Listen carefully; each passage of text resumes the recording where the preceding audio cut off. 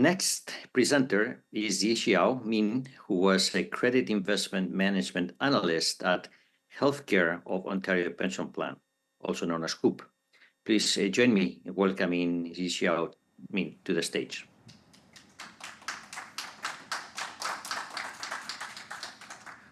Good afternoon, everyone. My name is Zixiao Min. Today, with great pleasure, I'm here to share my internship experience at Healthcare of Ontario Pension Plan, which is also known as HOOP. So in recent years, the credit investment are becoming much more significant as we have such high interest rate. So I would say it's such an honor and a pleasure and a privilege to work at a structure and a private credit team within the investment management department at HOOP. So my daily responsibilities including, first of all, for the whole team, I would provide portfolio analytics by implementing dashboard, weekly, and ad hoc reports. And also, on the structured credit side, my job is to provide quantitative tools that are able to support our trading activities and provide trading recommendations. On the other side, on the private credit side, I have been involved in conducting due diligence and market research on the private credit deals and external managers that we are interested in. So here is my most, most fascinating project that my supervisor, Zhongfa, and I has been working on for the past 4 months. So before I go into the details, I want to give a high-level introduction on the credit risk transfer product. So a CRT product is a financial instrument that used by the mortgage agencies to transfer a portion of their credit risk to the credit investors. By doing so, CRT product allow the agencies to pack in their undesired risky asset into a sort of a asset-backed securities. So here's the interesting part. The mortgage agencies would also want to buy back some of the CRT product they have been issued previously, as they found out that the underlying assets are becoming less risky and they feel comfortable to hold them. And it's always the case that those agencies would pay higher than the market price when they want to buy them back. So here's the key, that if our team are able to have a systematic approach to identify which CRT products are more likely to be bought back, then it's profitable. Therefore, so firstly, we collect data from agencies and Bloomberg, then we conduct feature engineering and feature selections. After that, we feed a KN machine learning models for the clustering analysis, which you can see on the right-hand side. And the machine learning models will give us a really short list of the most attractive QSIPs that we could be interested in. And from this point, it's my job to perform a much more detailed and fundamental analysis on the individual securities, and finally write up a recommendation for the team to trade. So I found this project most interesting as it kind of requires a unique skill set that you have to have a strong understanding in credit investment. Also, you have to have solid quantitative skills that you can able to implement the whole infrastructure and the data pipeline and the machine learning models. So here's all for me today. I will give some time for Q&A.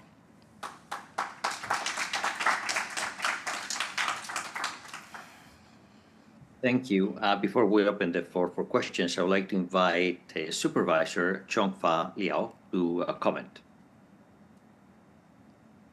Yeah, thank you. Can you hear me? Yes.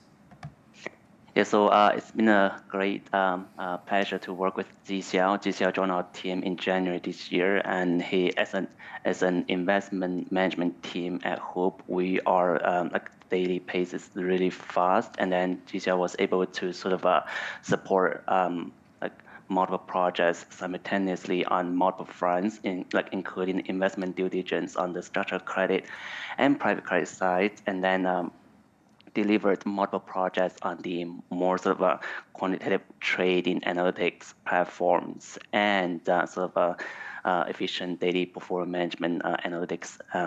These includes risk analytics, portfolio management processes, including P&L sign-off, and then of course, like Zixiao mentioned, the trading systems.